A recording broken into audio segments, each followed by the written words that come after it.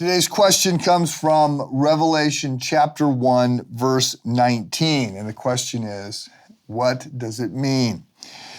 So let me read it for you. Write therefore what you have seen, what is now, and what will take place later. So the Apostle John on the island of Patmos in the Aegean Sea, on a day that he is praying on the Lord's Day, on a Sunday when he's praying, he's sort of ushered into the presence of God. There's a door that he sort of steps through, brought into the presence of Jesus, and falls on his feet. He's overwhelmed, and then he's given this reprieve. Jesus touches him and says, "Do not be afraid. I am the first and the last. I'm the living one." And then he commands Jesus, and this is where we get to verse 19, "Write therefore what you have seen, what is now, and what will take place in the future." So this verse is a little bit, when I get these questions, I sort of sort them. Easy, hard, I have no idea. And then there's a few that I go, this could be a trap.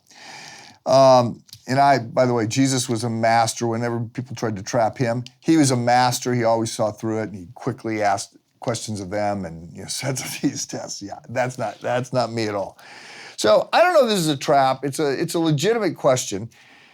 And the issue to understand here is that there are some who want to say that what we're getting in Revelation chapter 1, verse 19 is an outline for the rest of the book. And that the first part, right, the things that you've seen, and so that would refer back to John's vision of Jesus in chapter 1. And then the things that are, and that would refer to the 7 letters, the things that were, that needed to be explained at the moment, and then the things that are yet to come, with the argument being that everything that starts, everything that follows from chapter 4 through 22 is all future, and that it's way in the future. So I will unpack more of this in a discussion I believe is now set up with Dr. Dave Mathewson, who is a professor of New Testament and has been teaching the book of Revelation for 25 years and has written 5 books on it. And it deals with the question of how do we understand the timing, because there's an implication that these things are going to happen quickly. But some would say, no, that's not actually what's being said here. So you have 4 camps, 4 theological sort of interpretive camps. Some are what's called Preterist, and they would say that all this stuff about what's going to happen and the sort of looking ahead, it has its real focus on what is about to happen when Rome falls. And so that all these kinds of things, that a lot of the things that are being described here are things that are going to take place very quickly. And there's another camp that is more of a futurist camp, and it looks at all these things happening way in advance. And so it would challenge the idea, which I have embraced in teaching this series, that we're trying to understand what would the first readers, what would the people in the 7 churches understand by this, right? Because they cannot jump ahead into a 21st century. I mean, the text cannot only make sense once we get to the 21st century and we've got, AI and Black Hawk helicopters and all these things that some people would say, that's what this refers to. There's a third camp that is a little bit more, the third and fourth camp, the historical camp and the idealistic camp, sort of look at all these things happening.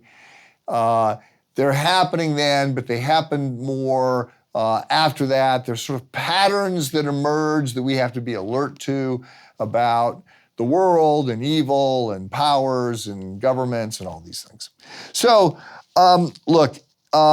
I think that I'm very comfortable saying that some of what John is suggesting we are to understand, as the first century readers would understand it, that John is to look back at Jesus, but look backwards at a lot of things, not just Jesus in Revelation chapter 1.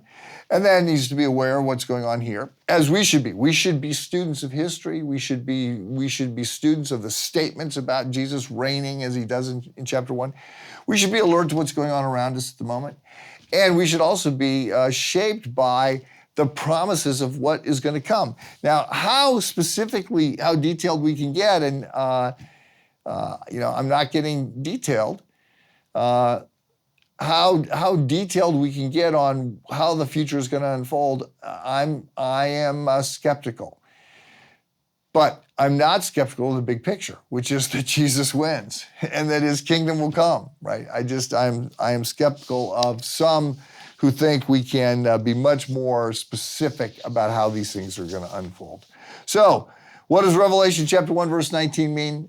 Yeah, I think it means, as it stated, write therefore what you have seen, okay, the past, and specifically who Jesus is, the present, what's going on, which was going on then, the 7 churches, and then the things that are to come that will take place later. I'm just not sure, as some would want to say, that what takes place later takes place, in the 21st century or beyond.